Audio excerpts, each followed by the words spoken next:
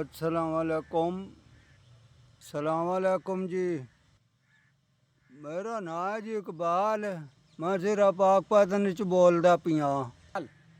मैं जी गरीब बंदा ते मस्ते दे विच जेह्ड़ा ना कम्म करना ते जेह्ड़ा मेरा निक्का जिहा बच्चा मैं तो होर कम्म होंदा कोई नहीं करना तो मैं वेला 8 साल का बच्चा है वो नहीं कर सकदा बच्चा है इसलू मैं जी जिस मस्ते जी चू फारे को ना उस मैं दिहाड़ी दप्पे ते हो जाना अगू निमाशे टुक्कर ही नहीं पूरे होंदे।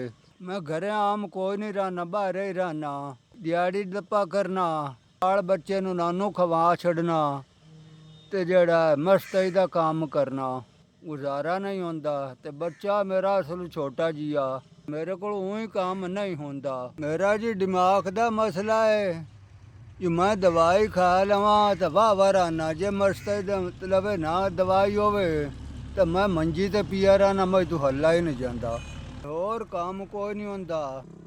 मेरे को जी गुंजाइश का नहीं जे मेरे को गुंजाइश होंदी तो मैं केड़ा हाली हाली गतनी आई।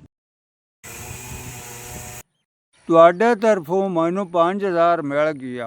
ਅੱਲਾਹ ਤਾਲਾ ਤੁਹਾਨੂੰ ਗਣਾ ਦੇਵੇ, ਅੱਲਾਹ ਤੁਹਾਨੂੰ ਸਿਹਤ ਦੇਵੇ। ਤੁਹਾਡੀ ਬੜੀ ਮਿਹਰਬਾਨੀ ਹੈ, ਸ਼ਾਬਾਸ਼ ਨੇ। ਅੱਲਾਹ ਖੈਰ ਕਰਸੀ। ਸਾਡੇ ਆਕੇ 'ਚ ਕੋਈ ਦੁਆ ਮੰਗੇ ਜੋ ਅੱਲਾਹ ਤਾਲਾ ਸਾਡੀ ਮੁਸੀਬਤ ਘੱਟ ਦੇਵੇ। ਮੈਂ ਜੀ ਦਵਾਈਆਂ ਲੈ ਸਾਂ, ਮੈਂ ਜੀ ਦਰ ਆਦੇ ਘਰ ਦਾ ਸਮਾਨ ਲੈ ਸਾਂ। ਅੱਲਾਹ ਤਾਲਾ ਤੁਹਾਨੂੰ ਗਣਾ ਦੇਵੇ। ਤੁਹਾਡਾ 5000 ਪੜ ਗਿਆ। ਸਾਡੀ ਤਾਂ ਇਹ ਦੁਆ ਨੇ। अल्लाह पाक तुहानू कहना देवे।